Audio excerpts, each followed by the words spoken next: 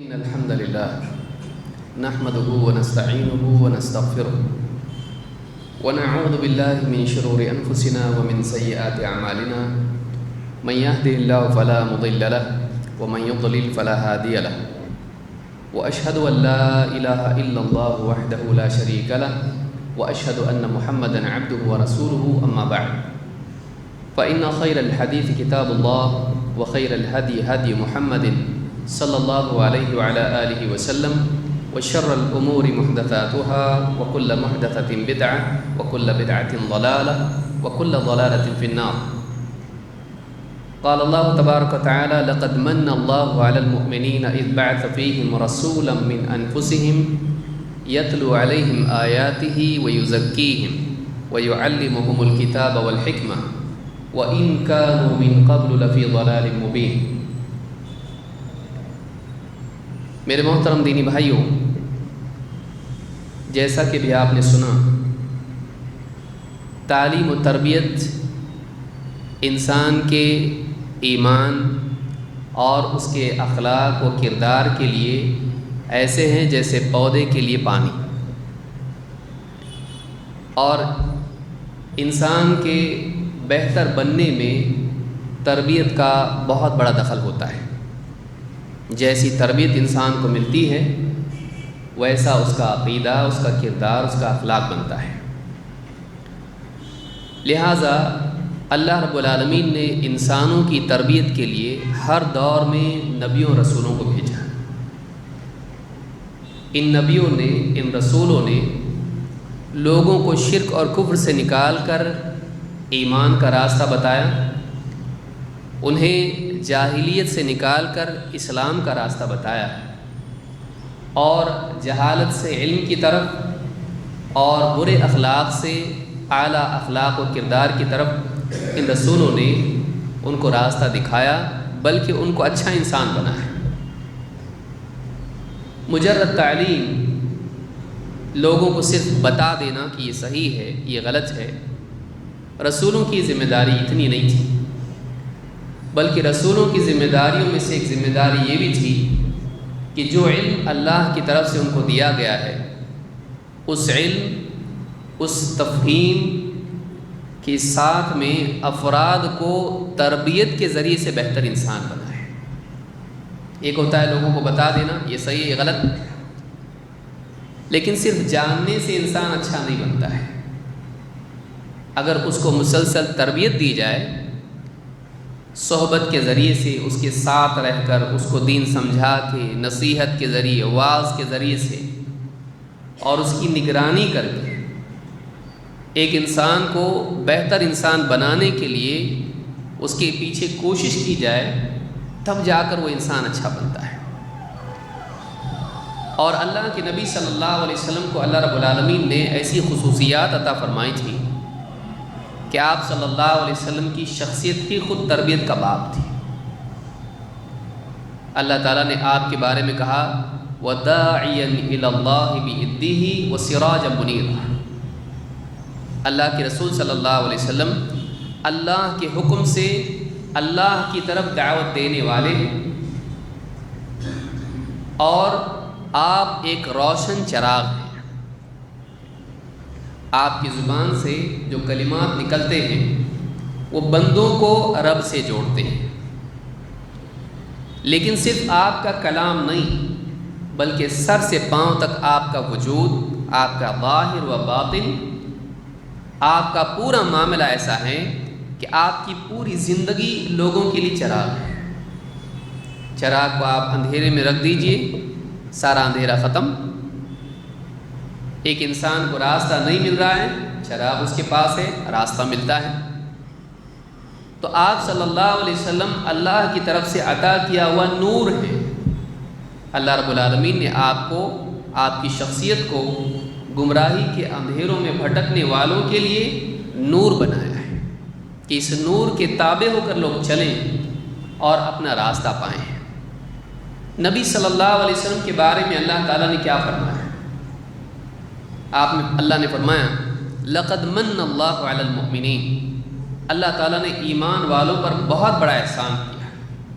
اذ بعث فیہم رسولا من انفسہم، جب انہی میں سے ایک رسول ان کے درمیان بھیجا، انسانوں میں سے انسان، لیکن رسول کیا کرتے ہیں؟ یتلو علیہم آیاتہ، آپ اللہ کی آیتیں لوگوں کو پڑھ کے سناتے ہیں، جیسے قرآن آیا لوگوں کے سامنے بیان کیا۔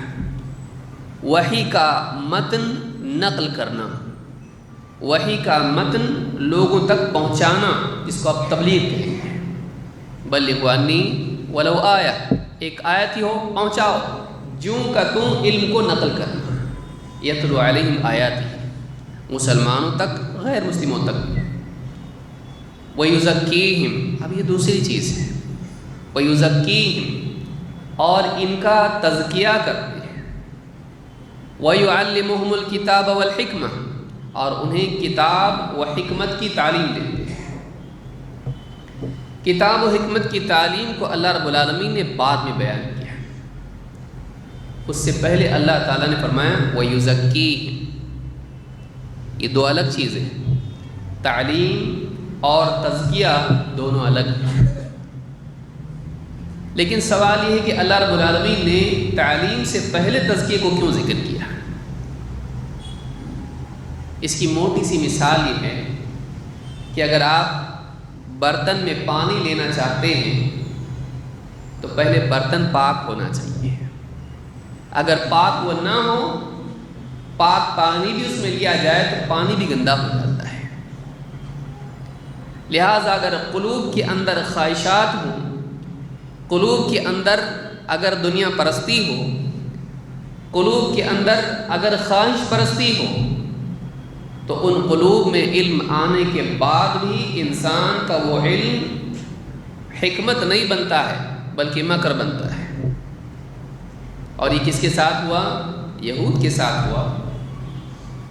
یہود کے پاس آسمانی کتاب تورات کا علم تھا، لیکن وہ خواہشات کے ایسے شکار تھے، خواہشات کا زہر ان کے وجود میں، ان کے قلوب میں اس طرح سے سرایت کر چکا تھا کہ پھر اللہ کی آیات کو توڑ مروڑ کے اس کی دوسری تعویل کرتے تھے۔ انبیاء دعوت لے کے ان کے سامنے آتے، ان کی خواہشات کے خلاف بولتے، ان کے دشمن بن جاتے۔ کتاب میں ایسی بات ہوتی جو ان کی خواہشات کے خلاف ہوتی تو کتاب کو بدل دیتے۔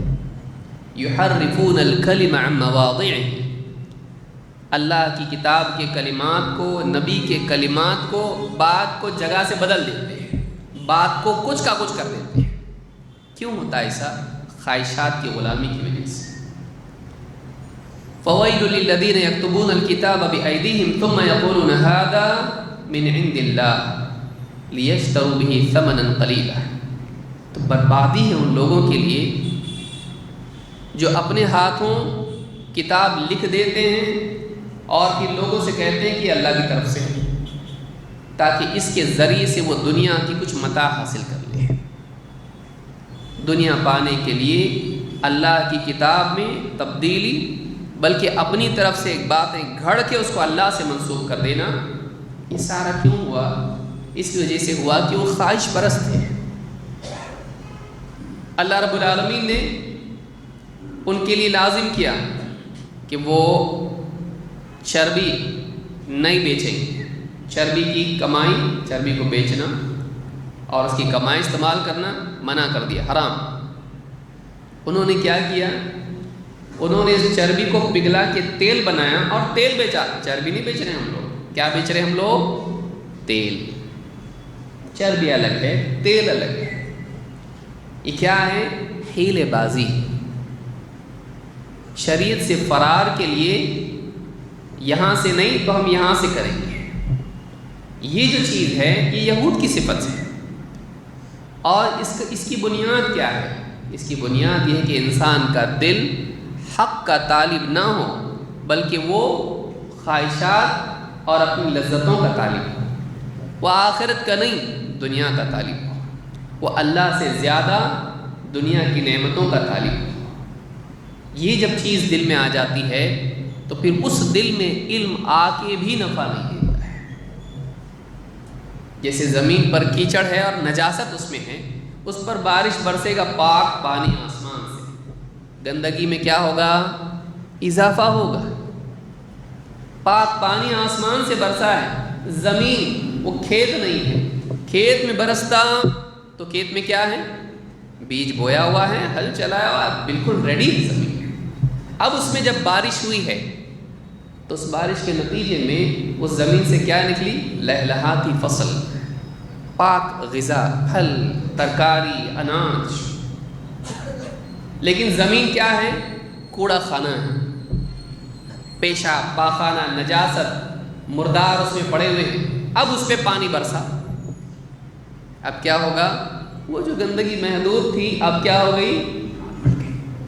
پانی کا قصور نہیں ہے، اس زمین کا قصور ہے۔ اسی طرح سے جب دل کی زمین نجاست آلودہ ہوتی ہے، حق کی طالب نہیں ہوتی ہے، تو ایسی زمین پر جب پانی برستا ہے علم کا، وہ زمین اس کو گندا کر دیتی ہے۔ اور یہی کس نے کیا؟ یہود نے۔ لہذا دل کو پاک کرنا، مزاج کو صحیح بنانا یہ ضروری ہے۔ اسی لیے اللہ نے پہلے کیا ذکر کیا؟ وَيُزَكِّيهِمْ، ان کو پاک کرتے ہیں۔ تزکیہ کے دو معنی ہیں اب اس بات میں، بنیادی طور پر، اس کے علاوہ بھی معنی ہیں لیکن دو معنی ہیں۔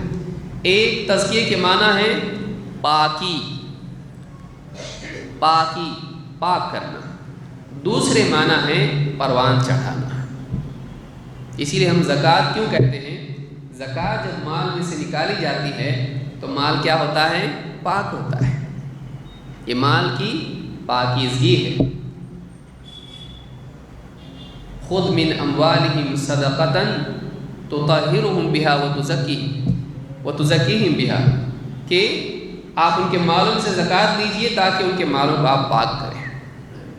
تو یہاں پر جو ہے زکوٰۃ کے معنی ایک ہے پاکی کے، اور دوسرے معنی کیا ہے؟ پروان چڑھانے کے، بڑھانے کے۔ اسی پر سے علماء نے کہا زکوٰۃ میں سے مال لیا جاتا ہے، دیا جاتا ہے، مال گھٹتا نہیں، ما نقصت صدقۃ من مال، مال میں سے صدقہ کم نہیں کرتا ہے، بلکہ کیا ہوتا ہے؟ اللہ تعالیٰ مزید اس کو بڑھاتا ہے۔ تو تزکیہ یہ ہے کہ پاک کیا جائے گندگی سے، گندی ذہنیت، اس سے پاک کیا جائے۔ دو، اعلیٰ صفات کو پروان چڑھایا جائے۔ انسان کے اندر خیر و شر دونوں کی صلاحیت ہوتی ہے، شر سے اس کو پاک کرنا اور خیر میں اس کو بہتر بنانا، یہ دونوں معنی تزکیے کے ہیں۔ اللہ تعالیٰ نے تعلیم سے پہلے تزکیے کو ذکر کیا، کیوں؟ اس لیے کہ اگر اس کا مزاج صحیح ہو جاتا ہے تب جا کے علم کا صحیح استعمال کرے گا۔ آپ دیکھیں کتنے لوگ ہیں، قرآن انہوں نے پڑھا، حدیث انہوں نے پڑھی، لیکن اگر دل گندا ہے، خواہش پرست اگر وہ ہے، تو قرآن کی باتوں سے غلط استدلال کرے گا، حدیثوں کو چھپائے گا، حدیثوں سے غلط معنی بتائے گا۔ کیوں؟ مفاد کی وجہ سے۔ بدعات کو سنت بتائے گا، سنتوں کو غیر ضروری بتائے گا۔ کیوں؟ مفاد۔ جب انسان کے سامنے معاد کی بجائے مفاد ہو تو یہی نتیجہ اس کا ہوتا ہے۔ معاد کس کو کہتے ہیں؟ جہاں لوٹ کے ہم کو جانا ہے، کہاں؟ آخرت میں، اللہ کے پاس۔ وَإِنَّ إِلَىٰ رَبِّكَ الْمُنتَهَىٰ، پلٹ کے سب کو اللہ کے پاس جانا ہے۔ وَإِنَّ إِلَيْهِ رَاجِعُونَ، اللہ کی طرف لوٹنا ہے۔ لیکن جب انسان کو اپنے منتہا کی فکر نہ ہو کہ کہاں لوٹ کے جانا ہے، کہاں رہنے کی فکر زیادہ ہو، یہاں رہنا ہے، کسی نے دیکھا آگے کیا ہوگا، آج کی دنیا اصل ہے، آج کر لو، کل کا کل دیکھیں گے۔ جب ذہن یہ ہو جاتا ہے تو پھر انسان اس علم کا استعمال آخرت کی کامیابی کے بجائے دنیا کے فائدوں کے لیے کرنے لگتا ہے، اور یہی سارے فساد کی جڑ ہے۔ اسی لیے علماء نے کہا کہ دو چیزیں انسان کی تربیت کے لیے، دو چیزیں ہیں، ایک التخلیہ، دو التحلیہ، ایک خاص ہے اور دوسرا حاس ہے۔ تخلیہ کیا ہے؟ خلو، خالی ہونا، گندگی سے خالی ہونا۔ تحلیہ کیا ہے؟ مزین کرنا۔ ایک بچہ ہے، گٹر میں گر گیا، گندگی میں لت پت ہو گیا، ماں کیا کرے گی؟ اس کو پہلے عطر لگائے گی، کوئی باہر جانا ہے، باہر جانا، پہلے عطر لگاؤ اس کو، کیا کرے گی ماں؟ سب سے پہلے گندگی صاف کرے گی اس کو گندگی سے پاک کرے گی. جب پاک ہو جائے گا اب اس کو اچھا لباس پہنائے گی، اب اس کو عطر لگ جائے گی. یہی بات ہے، پہلے پاکیزگی ضروری ہے، پھر اس کے بعد زینت ہے، اس کے بعد مزید اور خیر ہے. لہذا اللہ رب العالمین نے پہلے تزکیہ ذکر کیا. یتلو علیہم آیاتہ، یہ ذمہ داری ہے رسول کی، کوئی مانے نہ مانے. بعض رسولوں کو کسی نے نہیں مانا، وہ آئے دعوت دی، ان کے ساتھ قوم کا کوئی فرق نہیں، انہوں نے اپنا کام کر دیا. لیکن جب ماننے والے ہو جاتے ہیں تو ماننے والوں کو کیا کرنا پڑتا ہے؟ پاک کرنا پڑتا ہے، اور ان کو علم میں پروان چڑھانا پڑتا ہے، کردار میں بہتر بنانا پڑتا ہے. وَيُزَكِّيهِمْ وَيُعَلِّمُهُمُ الْكِتَابَ وَالْحِكْمَةَ. آپ صلی اللہ علیہ وسلم کیا کرتے ہیں؟ لوگوں کا تزکیہ کرتے ہیں، باطل عقائد سے، باطل اخلاق سے، باطل اوصاف سے، جاہلیت کے اثرات سے لوگوں کو پاک کرتے ہیں، ان کا ذہن صحیح بناتے ہیں. مخلوق کی بجائے، خلق کی بجائے خالق کا چاہنے والا، اور دنیا کی بجائے آخرت کا چاہنے والا، اور مفاد کی بجائے معاد کی فکر کرنے والا ان کو بناتے ہیں. وَيُزَكِّيهِمْ وَيُعَلِّمُهُمُ الْكِتَابَ وَالْحِكْمَةَ. جب ذہن صاف ہو گیا، اللہ کی طرف پھیر دیا، آخرت کی فکر پیدا ہو گئی، اب جو بھی علم اس کے پاس آئے گا وہ مزید اس کو اللہ سے جوڑنے والا، آخرت کی طرف بڑھنے والا بنائے گا. وَيُعَلِّمُهُمُ الْكِتَابَ وَالْحِكْمَةَ. اور دو چیزوں کی ان کو تعلیم دیتے ہیں، کتاب اور حکمت، یعنی قرآن اور سنت. معلوم ہے کہ اللہ کے نبی صلی اللہ علیہ وسلم کیا سکھاتے تھے صحابہ کو؟ کتاب اور حکمت. کیا ہے؟ وہ ربانی علم جو اللہ رب العالمین نے آپ کے سینے میں ڈالا تھا. معراج کی رات میں کیا ہوا تھا؟ آپ کے سینے کو چاک کر کے اس میں ایمان اور حکمت ڈالی گئی. وہی حکمت ہے جو آپ کی زبان سے نکلتی تھی، وہی حکمت ہے جو آپ کی زبان سے نکلتی تھی، جو قرآن کے مفاہیم کی تشریح تھی. لِتُبَيِّنَ لِلنَّاسِ مَا نُزِّلَ إِلَيْهِمْ. تاکہ اے نبی آپ لوگوں کو بیان کر دو کہ ان کے رب کی طرف سے کیا نازل ہوا ہے. وہ قرآن کی تفہیم اور قرآن کی تبیین تھی. تین چیزیں ہم نے دیکھی. ایک تلاوت آیات، جس کو آپ تبلیغ کہیں گے، جو کا تو پہنچانا. نقل الفاظ، وحی کو بعین ہی نقل کرنا. دو، لوگوں کو تربیت دینا، ان کا تزکیہ کرنا، گندگی سے ان کو پاک کرنا، ان کو پروان چڑھانا، بہتر انسان بنانا اخلاق و کردار کے اعتبار سے. تین، ان کے سامنے وہ علم پیش کرنا جو ان کے لیے عقیدے، عبادات، اخلاق، سلوک کے تعلق سے ضروری ہے. اللہ کی آیتیں نہ صرف یہ کہ ان کو پڑھ کے سنانا، بلکہ ان آیات میں چھپے ہوئے معنی اور اس کی عملی تطبیق سننا، ان کو سکھانا. یہ تربیت تھی نبی صلی اللہ علیہ وسلم کی. اس کے نتیجے میں وہ لوگ پیدا ہوئے کہ جو تاریخ کے، انسانی تاریخ کے سب سے بہترین افراد تھے انبیاء کے بعد. خیر الناس قرنی، سب سے بہترین لوگ کون؟ میرے دور کے. قرنی، میرے دور کے. خیر القرون قرنی، ان الفاظ کے ساتھ یہ حدیث کہیں بھی کتابوں میں نہیں آئی ہے. حدیث کی کسی کتاب میں خیر القرون قرنی جیسا کہ معروف ہے، ان الفاظ سے یہ حدیث کی کسی بھی کتاب میں نہیں ہے. حدیث کی کتاب میں کوئی اور کتاب لکھ دے تو اپنی مرضی اس کی. خیر القرون قرنی کسی حدیث میں نہیں. خیر الناس قرنی، سب سے بہترین لوگ وہ جو میرے دور کے ہیں. کون ہیں یہ لوگ؟ صحابہ. ساری انسانیت میں بہترین. یہ بنے کیسے ایسے؟ سوال یہ پیدا ہوتا ہے. کوئی بچہ آپ دیکھتے ہیں تو پوچھتے کس کا بچہ ہے یہ؟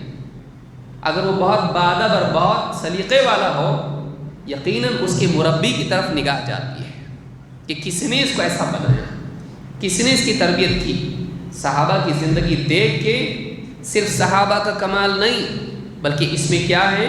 صحابہ کے مربی رسول اکرم صلی اللہ علیہ وسلم کا بھی کمال اس میں جھلکتا ہے کہ آپ کی شخصیت کا نتیجہ تھا کہ صحابہ اتنے اچھے انسان بنے. تو دینی تربیت اور افراد کو بہتر بنانا نبی صلی اللہ علیہ وسلم نے کیسے کیا اور صحابہ نے کیسے کیا۔ نبی صلی اللہ علیہ وسلم کو تو آپ دیکھیں کیا آپ کی بنیاد تھی؟ تلاوت آیات، تزکیہ نفس اور تعلیم کتاب و حکمت یا کتاب و سنت، یہ 3 بنیادیں تھیں۔ صحابہ کے معاشرے میں تربیت کا کیا نظام تھا؟ آج کے درس میں ہم اسی کو دیکھنے کی کوشش کریں گے۔ یہ وہ کیا باتیں تھیں، کیا اصول ہیں جن کا اہتمام صحابہ نے کیا لوگوں کی تربیت کے لیے۔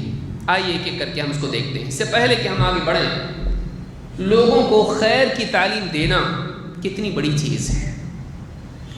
اللہ کے نبی صلی اللہ علیہ وسلم فرماتے ہیں معلم الخیر یستغفر له کل شیء حتی الحیتان فی البحر۔ امام الطبرانی نے الاوسط میں اور امام البزار نے اپنی مسند میں اس کو روایت کیا ہے اور یہ حدیث صحیح ہے۔ کیا فرماتے ہیں؟ معلم الخیر، لوگوں کو خیر کی تعلیم دینے والا، کیا فضیلت ہے اس کی؟ یستغفر له کل شیء، اس کے لیے ہر چیز استغفار کرتی ہے۔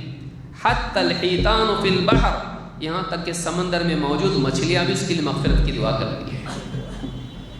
کھا رہا ہے پی رہا ہے، وہ اپنے مکتب میں یا جہاں بھی ہے بچوں کو بڑوں کو پڑھا رہا ہے، سکھا رہا ہے، گھر میں سکھا رہا ہے، لیکن اس کے لیے سمندر کی مچھلیاں بلکہ اس کے علاوہ پرندے اور جانور سب کے سب کیا کر رہے ہیں؟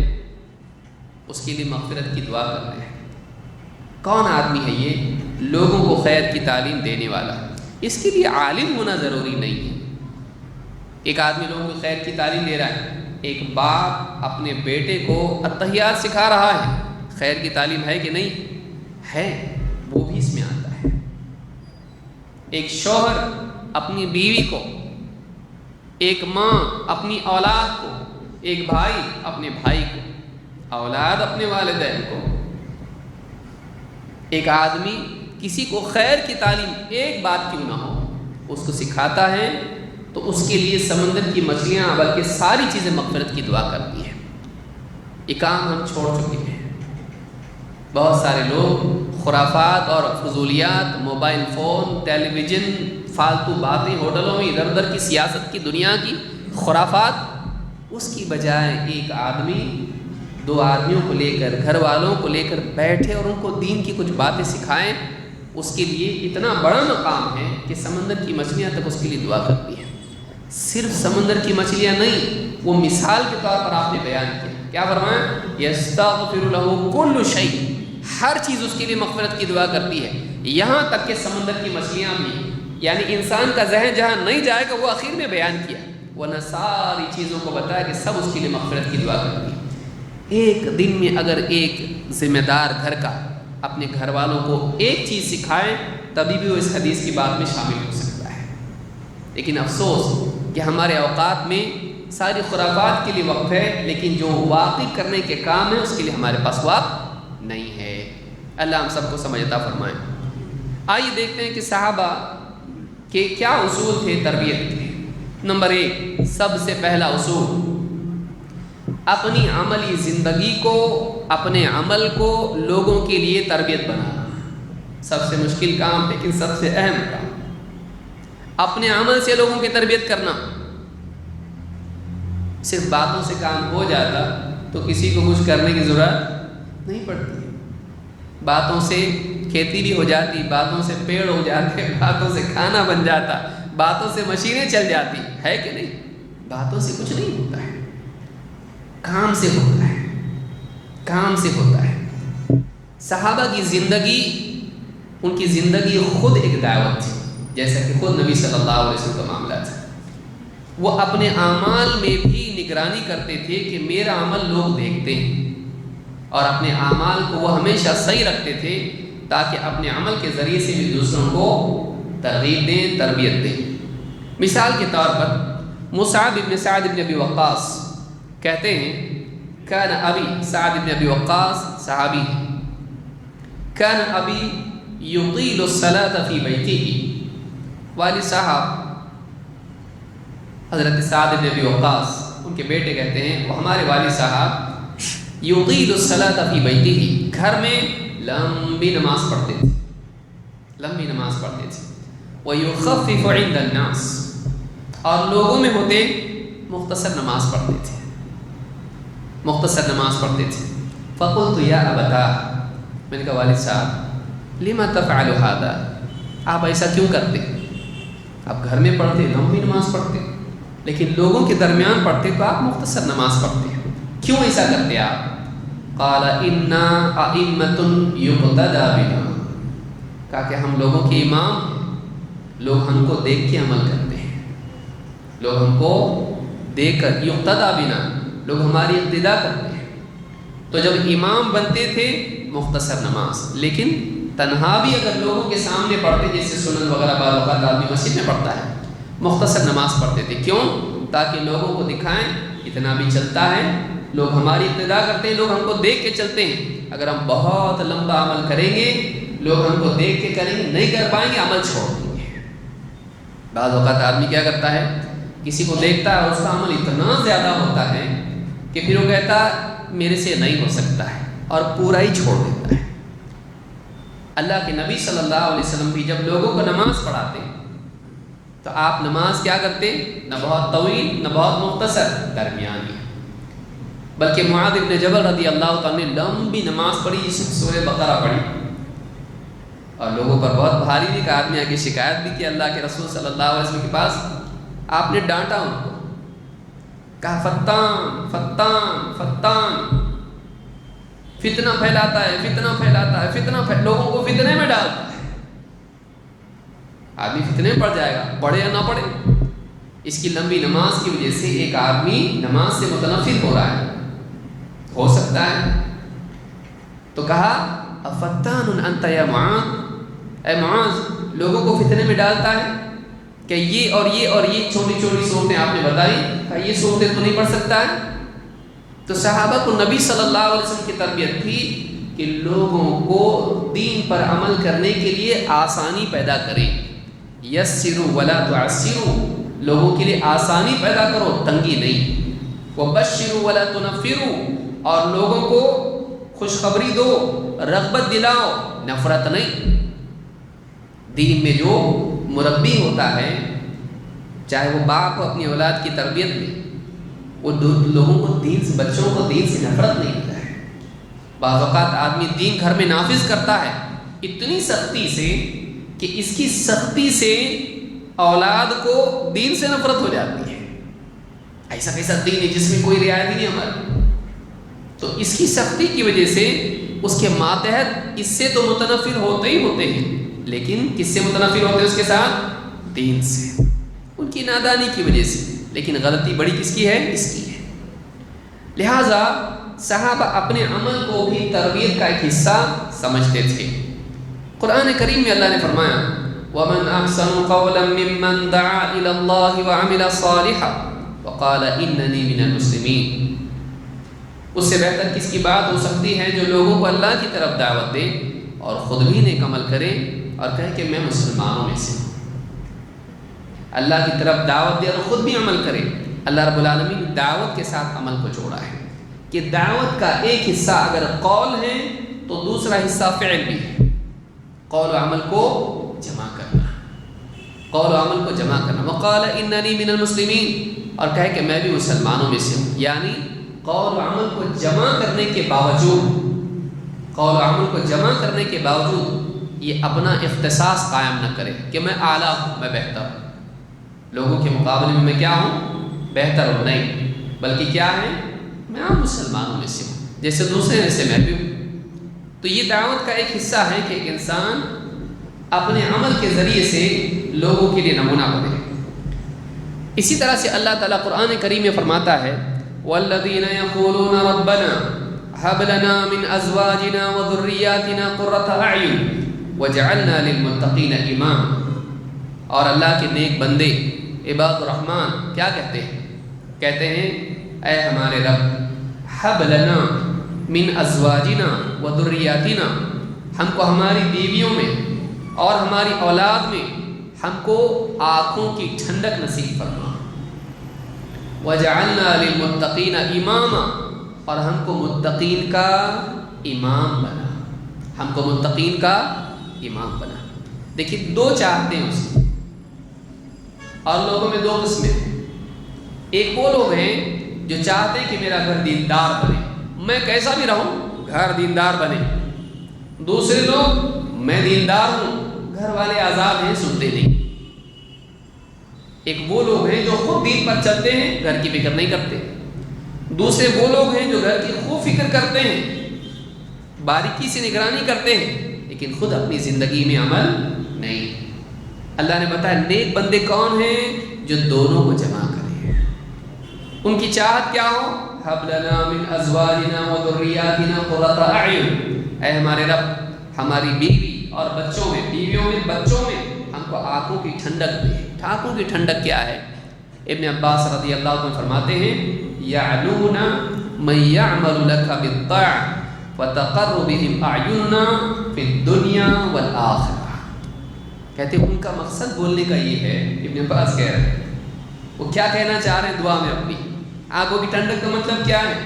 کہتے ہیں ان کا مقصد یہ ہے کہ اللہ ہماری بیویاں، ہماری اولاد تیری فرما برداری کریں اور ان کو دیکھ کر دنیا اور آخرت میں ہمیں آنکھوں کی ٹھنڈک نصیب ہو. دنیا میں ان کا عمل دیکھ کر اور آخرت میں ان کا اچھا انجام دیکھ کر ہمارے دلوں کو سکون ملے، آنکھوں کو ٹھنڈک ملے. یہ ان کی چاہت ہے.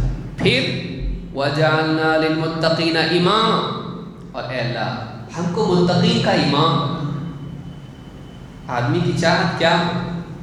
ہم کو متقین کا امام بنا. یہاں کوئی پوسٹ نہیں ہے اے اللہ آپ مجھ کو امام بنا، لیڈر بنا متقین کا، یہ مجھ کو تمغہ مل جائے. یہ پوسٹ نہیں ہے. یہ کیا ہے؟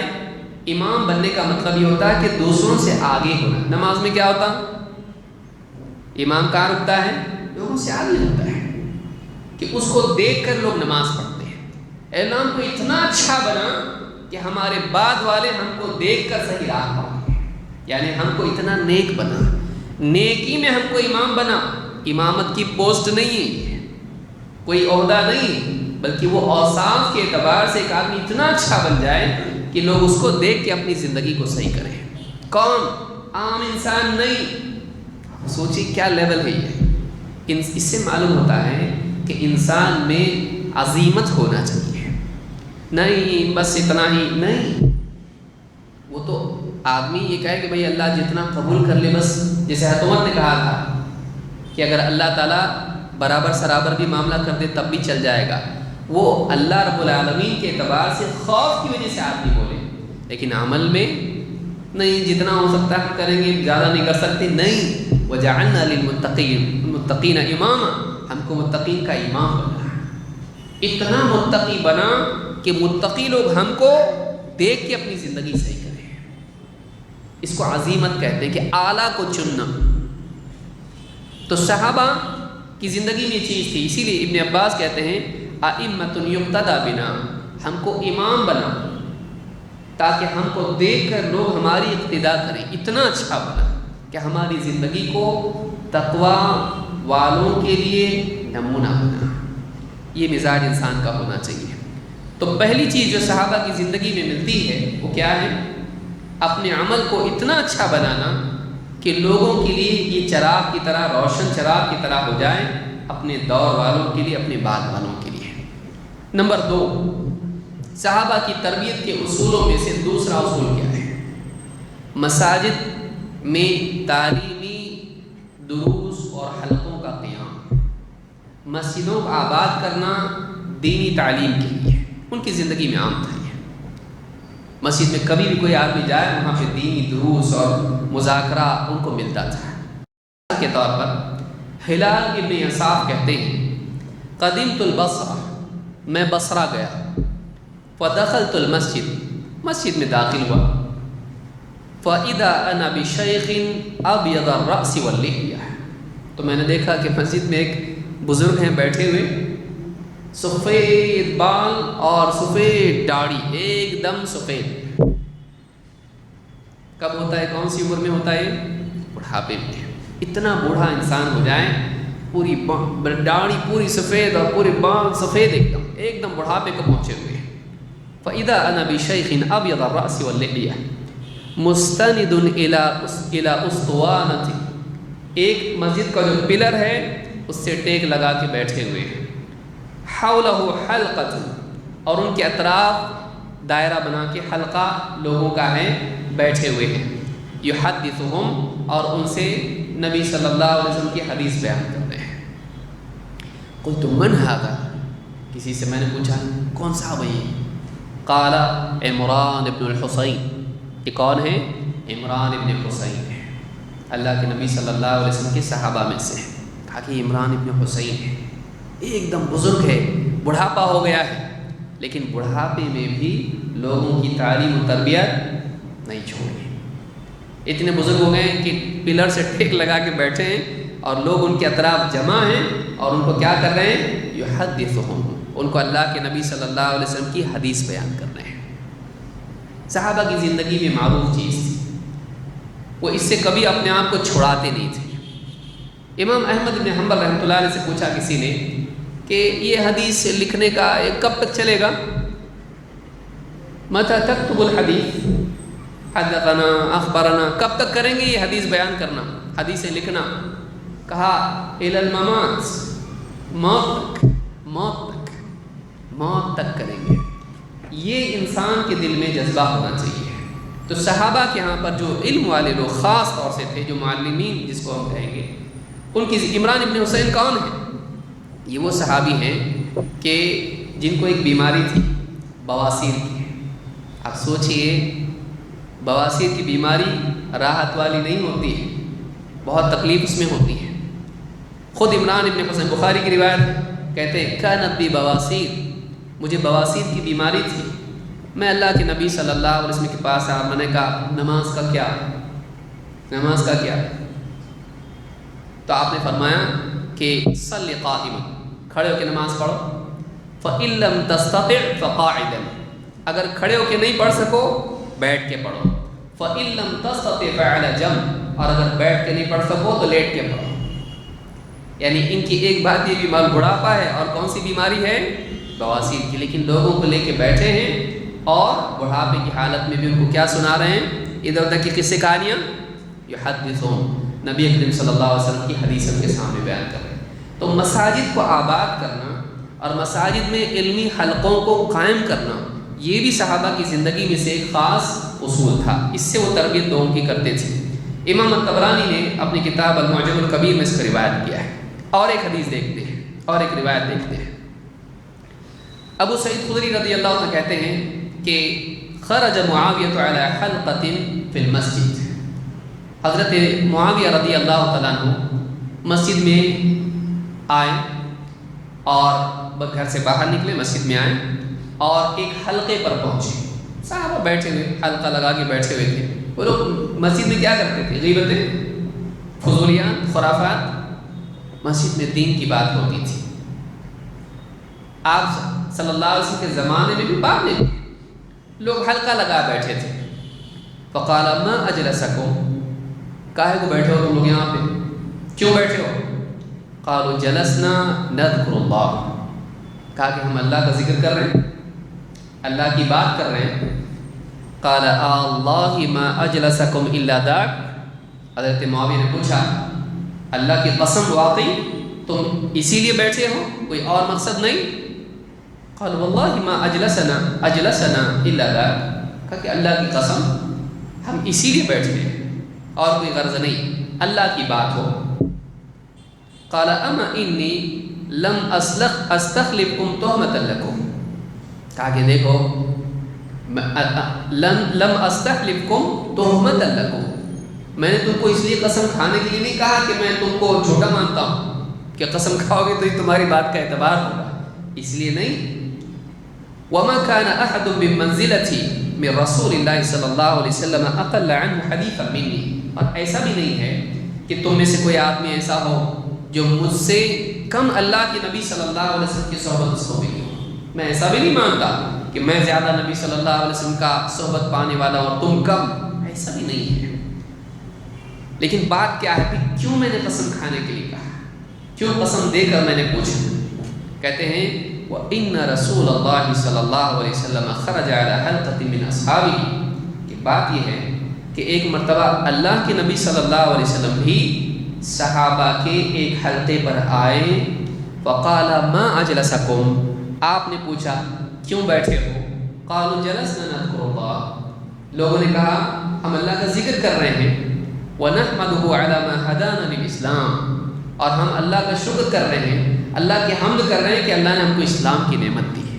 دیکھیے صاحب مسجد میں بیٹھے ہیں اور شکر کس پر کر رہے ہیں؟ گاڑی موٹر بنگلہ اچھا جاب، کس پر شکر کر رہے ہیں؟ کہ ہم اللہ کو یاد کر رہے ہیں، اللہ کا تذکرہ کر رہے ہیں، اللہ کی بڑائی بیان کر رہے ہیں، اور اس پر اللہ کی حمد کر رہے ہیں کہ اللہ نے اسلام کی دولت ہم کو دی ہے۔ وَنَحْمَدُهُ عَلَى مَا هَدَانَا لِلْإِسْلَامِ وَمَنَّ بِهِ عَلَيْنَا، اور اسلام کے ذریعے اللہ نے ہم پہ کتنے احسانات کیے ہیں۔ پیشاب پاخانہ بھی آدمی نہیں صحیح ڈھنگ سے کرے گا اگر اسلام اس کے پاس نہیں ہے۔ باقی باتیں تو بہت بات کی ہیں، کیا حقوق جانے گا اور کیا اخلاق اس کو معلوم پڑیں گے۔ کہا کہ ہم اللہ کا احسان مان رہے ہیں، اللہ کے احسان کا تذکرہ کر رہے ہیں کہ اللہ نے اسلام ہم کو دیا۔ قال اللہ ما اجلسکم الا ذا، آپ نے پوچھا کیا اللہ کی قسم واقعی تم اس لیے بیٹھے ہو؟ قالوا واللہ ما اجلسنا الا ذا، کہا کہ اللہ کی قسم صرف یہی وجہ ہے کہ ہم بیٹھے ہوئے ہیں، اسی چیز نے ہم کو بٹھائے رکھا ہے اس مجلس میں۔ اللہ کے نبی صلی اللہ علیہ وسلم، دیکھیے صحابی نے قسم کیوں دی؟ اللہ کے رسول صلی اللہ علیہ وسلم نے قسم دے کر پوچھا کیا قسم سے واقعی تم اسی لیے بیٹھے ہو؟ کہا کہ میں نے اس لیے تم کو قسم دی، نبی صلی اللہ علیہ وسلم کی اتباع میں۔ قال اما انی لم استحلفکم تہمۃ لکم، میں نے تم کو اس لیے قسم نہیں دی کہ میں تم کو جھوٹا مانتا ہوں تہمت کے طور پر، ولکنہ اتانی جبریل، لیکن بات یہ ہے کہ میرے پاس جبریل آئے تھے، میرے پاس جبریل آئے، فأخبرنی ان اللہ عز وجل یباہی بکم الملائکہ، اور اللہ تعالیٰ نے مجھ کو خبر دی کہ اللہ تعالیٰ فرشتوں کے سامنے اس مجلس پر فخر کر رہا ہے۔ اللہ تعالیٰ فرشتوں پر فخر کر رہا ہے کہ دیکھو میرے بندے کیسا میرا تذکرہ کرتے ہیں۔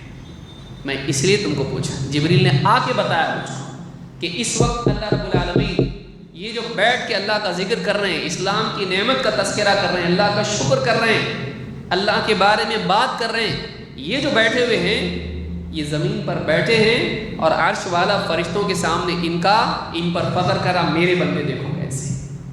یہ دینی مجالس کی عظمت ہے، یہ دینی مجالس کی عظمت ہے کہ اللہ کے لیے تھوڑا سا وقت کیوں نہ ہو دینی مجالس میں، مسجدوں میں، اس طرح کے دینی حلقے جو آج ہم لوگ بیٹھے، اللہ اس کو قبول فرمائے اور اللہ تعالیٰ یہ فضیلت ہم کو بھی نصیب فرمائے۔ تو آج فرماتے ہیں کہ جبریل آئے اور کہا کہ اللہ تعالیٰ فرشتوں پر فخر جتا رہا ہے اس مجلس کی وجہ سے۔ امام مسلم نے اپنی صحیح میں اس روایت کو نقل کیا ہے۔ تو صحابہ کی زندگی میں دیکھیے مسجد میں دینی حلقے، قرآن کی تعلیم، حدیث کی تعلیم، جیسا کہ آپ نے حدیث کا سنا، اور دین کی بات، اسلامی احکام، عقائد، اخلاق، اللہ کی بڑائی، یہ ہماری مجالس میں ہونا چاہیے۔ اس سے دل صاف ہوتے ہیں، دلوں میں دین کی رغبت بڑھتی ہے۔ لیکن آج ہماری مجلسیں فضولیات ہیں۔ امام عبداللہ ابن مبارک رحمہ اللہ بڑے محدثین میں سے ہیں، ساری امت ان کی جلالت پر متفق ہے، ایک دم ٹاپ لیول کے۔ ان سے لوگوں نے کہا ہمارے ساتھ بیٹھتے نہیں آپ؟ کہا کہ میں نبی صلی اللہ علیہ وسلم صحابہ کی صحبت میں ہوتا ہوں۔ کہا ایسا کیسا؟ ہاں، کہا کہ میں جب گھر میں ہوتا ہوں تو کتاب میں حدثنا قال رسول اللہ صلی اللہ علیہ وسلم اور صحابہ کے واقعات میں اسی میں مشغول رہتا ہوں۔ تم لوگ کیا کرتے ہو؟ تمہارے ساتھ بیٹھ کے میں کیا کروں؟ تم لوگوں کی غیبتیں کرتے ہو، میں تمہارے ساتھ نہیں بیٹھتا۔ امام عبداللہ ابن مبارک نے کہا میں اب تنہائی میں نہیں رہتا ہوں، میں کس کی صحبت میں رہتا ہوں؟ نبی صلی اللہ علیہ وسلم اور صحابہ کی صحبت میں رہتا ہوں۔ یہ جو حدیثوں کا مذاکرہ، جو تعلیم، علم حاصل کر رہے ہیں، وہ صحبت کس کی ہے؟ ایک اعتبار سے، وہ علمی اعتبار سے نبی صلی اللہ علیہ وسلم اور صحابہ کی صحبت ہے۔ تم لوگوں کے ساتھ بیٹھ کے میں کیا کروں؟ تم دنیا بھر کی لوگوں کی غیبتیں کرتے ہو، ابن مبارک کرتے ہیں۔ تو یہ سلف کا طریقہ تھا کہ اپنی مجالس کو آباد کرتے تھے قال اللہ قال رسول اللہ سے۔ نمبر 3، صحابہ کا تربیتی نظام۔ خود نبی صلی صلی اللہ علیہ وسلم کا نظام تربیت کا کیا تھا؟ تیسری چیز گھروں میں تعلیم و تربیت کا انتظام، گھروں کو تعلیمی مراکز بنانا۔ اللہ تعالیٰ قرآن کریم میں فرماتا ہے وَاذْكُرْنَ مَا يُتْلَى فِي بُيُوتِكُنَّ مِنْ آيَاتِ اللَّهِ وَالْحِكْمَةِ۔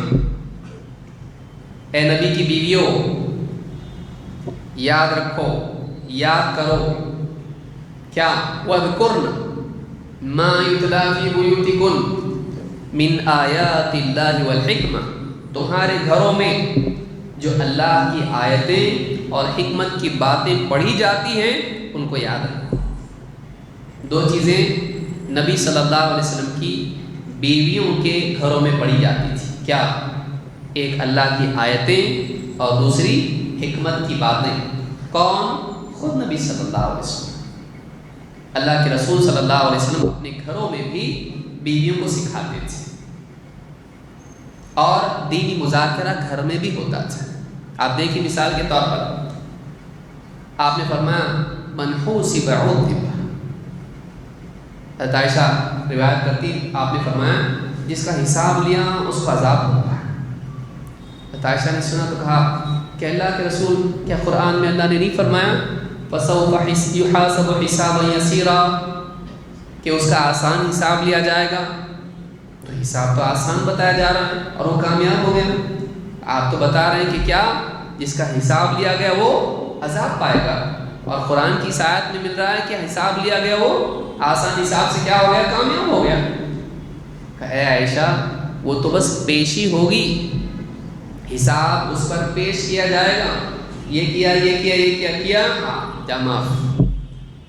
یہ تو بس ذالک العرض، اے عائشہ یہ تو بس پیشی ہوگی، لیکن ولیکن من نوقش الحساب عذب، لیکن جس کا حساب ادھیڑا گیا، کیوں کیا حساب؟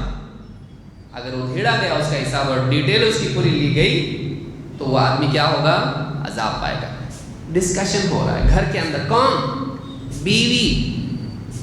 حضرت عائشہ کی دو نسبتیں تھیں، ایک شوہر بیوی والا معاملہ تھا اور ایک نبی اور امتی والا معاملہ تھا۔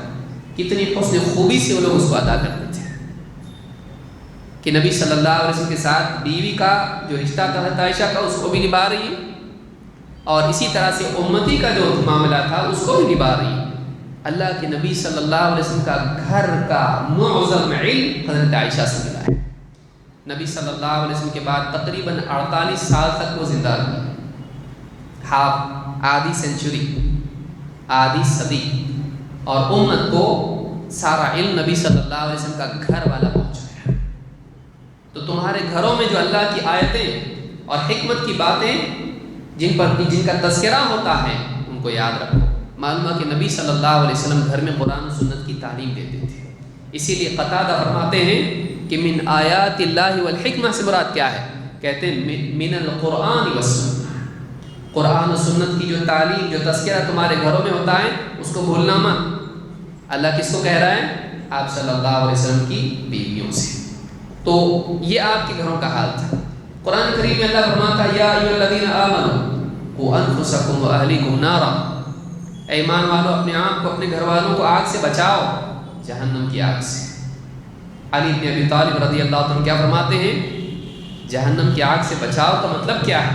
کہتے ہیں علموا انفسکم واہلیکم الخیر، اپنے آپ کو اور اپنے گھر والوں کو خیر کی چیز سکھاؤ، خیر کی باتیں سکھاؤ۔ آدمی بیٹھے بیٹا ادھر آ، سنا قل هو اللہ احد، پڑھ کے سنا، ایسا نہیں پڑھتے، ایسا پڑھتے ہیں۔ ادھر آ، بتا بیٹا اللہ کی کتاب کا نام کیا ہے؟ قرآن۔ ہاں شاباش، بارک اللہ فیک، اللہ تجھ کو زیادہ علم ہے۔ ہمارے گھروں میں کہاں ہے؟ بیوی سے بیٹھ کے کبھی بولے ہم ٹھیک ہے بتا مجھ کو التحیات پڑھ کے سنا، سورۃ الفاتحہ پڑھ کے سنا۔ اولاد کو کبھی ہم نے پوچھا فلاں کلمات صبح نیند سے اٹھنے کی دعا کیا ہے؟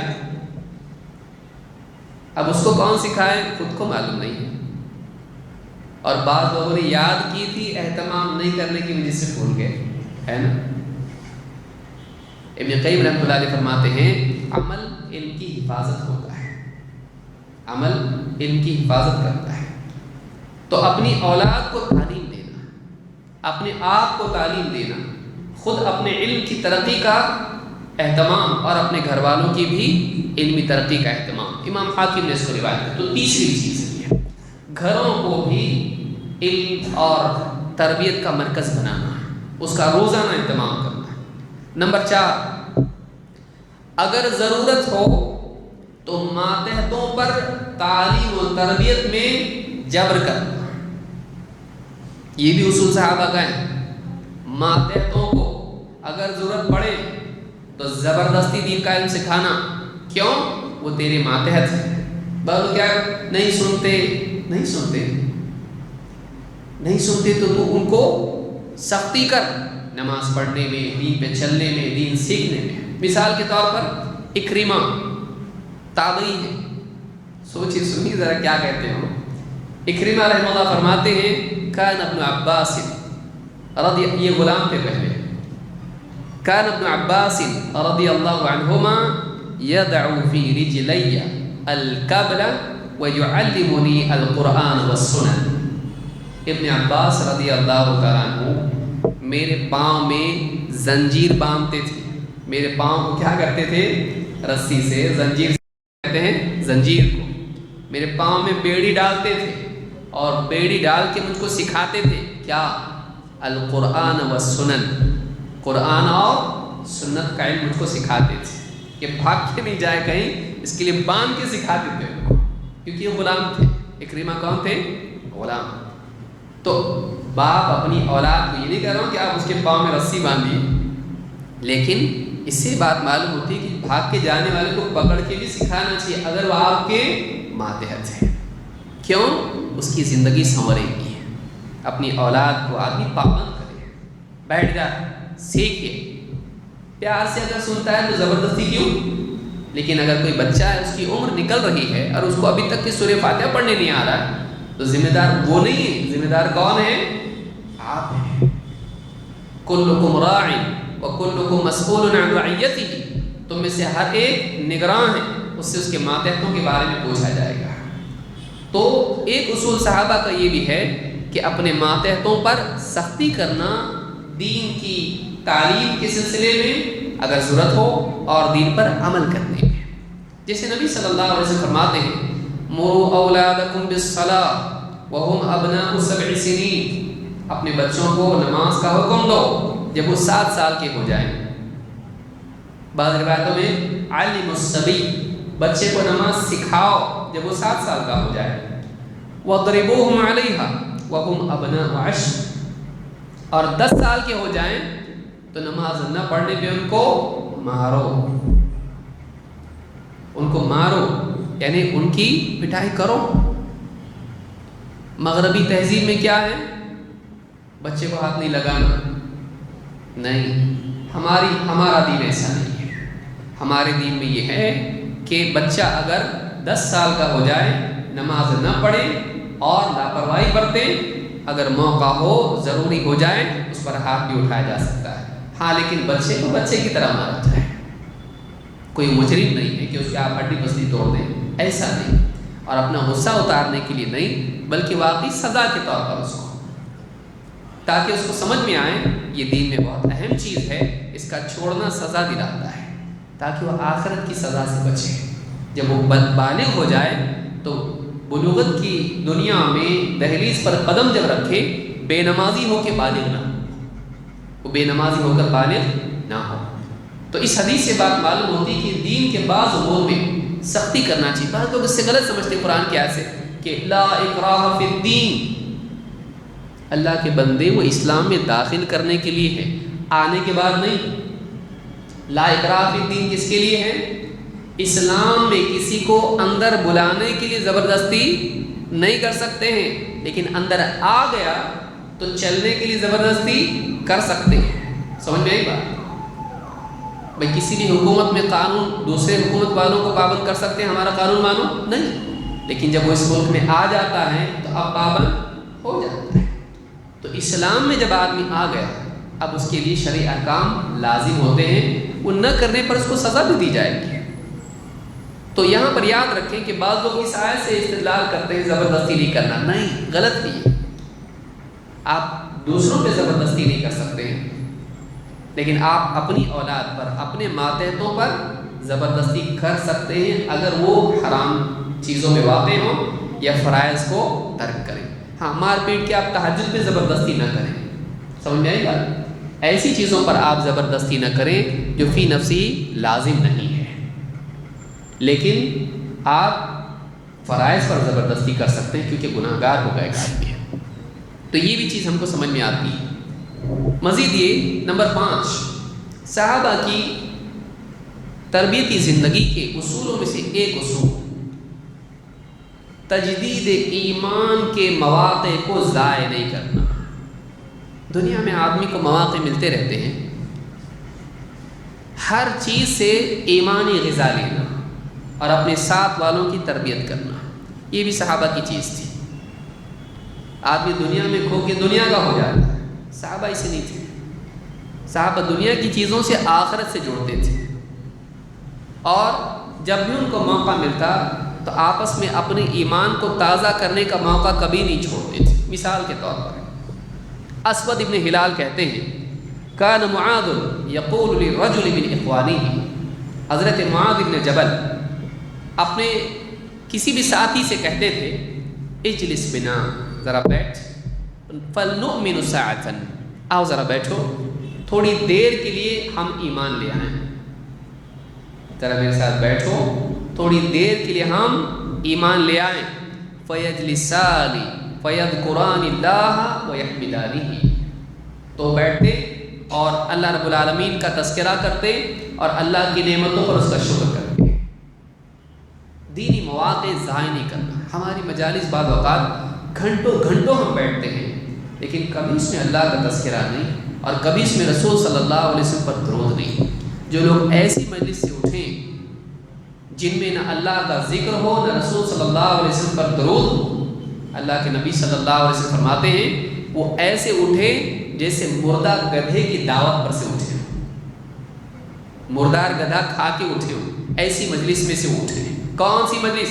جس میں نہ اللہ کا ذکر ہے نہ رسول صلی اللہ علیہ وسلم پر درود ہے.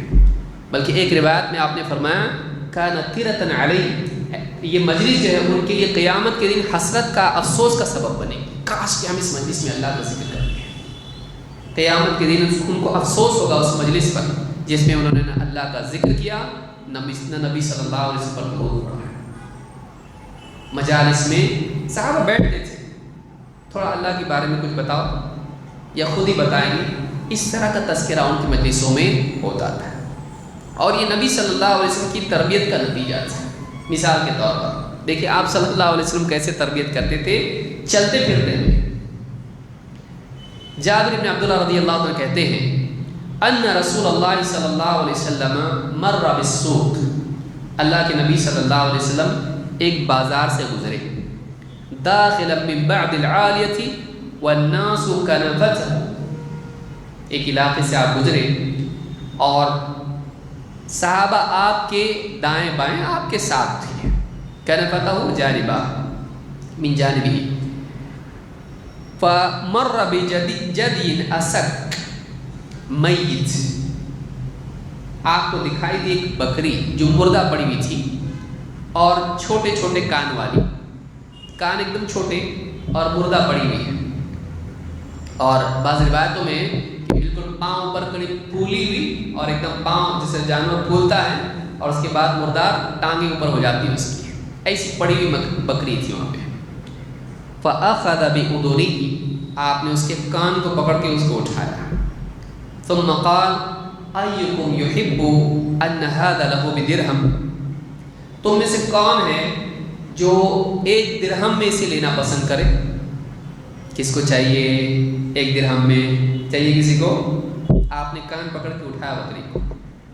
فقالوا ما نحب أنه لنا بشيء وما نصنع به، صاحب نے کہا ہم میں سے کسی کو بھی پسند نہیں ایک بکری ہم کو ملے، کیا کریں گے اس کو لے کے ہم؟ وما نصنع به، اللہ کے رسول کو لے کے ہم کریں گے کیا؟ مردار کھا تو نہیں سکتے، اور اس کا کریں گے کیا ہم؟ فقال اتحبون انه لكم، کہا ایسی مفت میں لے لو، چاہیے کسی کو؟ کسی کو ایسی چاہیے؟ قال واللہ لو کان حیا کان عیبا فیہ لانہ اسد، اللہ کے رسول مردہ لے کے ہم کیا کریں گے؟ زندہ بھی اگر ہوتی، چھوٹے کانوں والی عیبدار بکری ہم زندہ رہتی کبھی بھی نہیں لیتے، تو مری ہوئی ہے۔ فکیف ہوا بمیت، فکیف ہوا میت، یہ مردہ ہیں، مردہ ہم کیسے لیں گے؟ زندہ نہیں لیتے ہم۔ قال فواللہ للدنیا اہون علی اللہ من ھذا علیکم، کہ اللہ کی قسم، اللہ کی قسم، اللہ کے نزدیک دنیا کی قیمت اس بکری سے بھی گھٹیا ہے جتنی یہ بکری تمہارے نزدیک بے قیمت ہے۔ آپ دیکھیں کس طرح سے آپ تربیت کر رہے ہیں۔ ایک مری بکری سے آپ نے لوگوں کو اللہ سے جوڑ دیا۔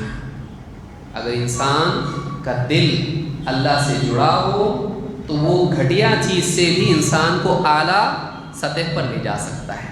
ایک غلط چیز دیکھ کر بھی وہ اپنے دل کو صحیح کرے گا، ایک گھٹیا چیز دیکھ کر بھی وہ اعلیٰ فکر پائے گا۔ کیوں؟ اس لیے کہ دل اس کا کیا ہے؟ دل اس کا بصیرت والا ہے، اس کے دل کی سطح اونچی ہے، وہ گری پڑی چیز سے بھی اونچا سبق لے سکتا ہے اگر اس کا دل اعلیٰ سطح پر ہو تو۔ نبی صلی اللہ علیہ وسلم کی سوچ آپ دیکھیے کتنی ہے۔ صحابہ کو نہیں سمجھ رہا کیا کرنے جا رہے اللہ کے رسول۔ کوئی بیچے گا کہ آپ بتا لے، ایک درہم چاہیے؟ فری چاہیے؟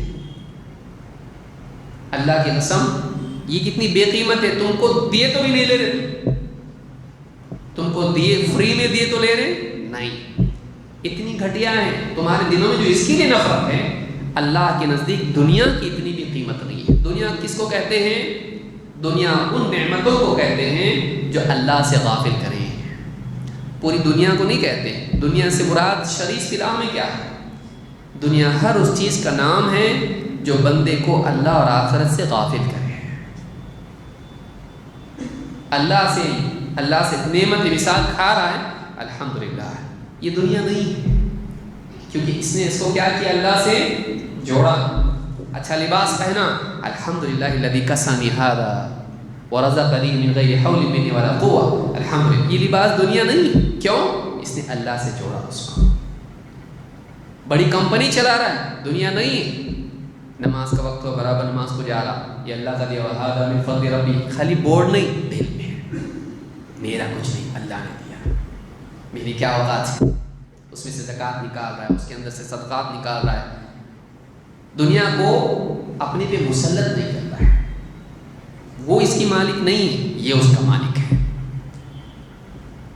اور اس کا مالک اللہ کے سوا کوئی نہیں ہے۔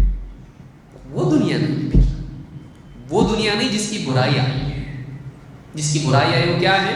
اس لیے کہا الدنیا ملعونہ ملعون ما فیہا الا ذکر اللہ وعالم او متعلم۔ دنیا پہ لعنت ہے، اس میں جو کچھ ہے سب پہ لعنت ہے، ہاں مگر اللہ کا ذکر اس پہ سوائے اللہ کے ذکر کے، اور عالم اور متعلم۔ دیکھیے کیا کہا؟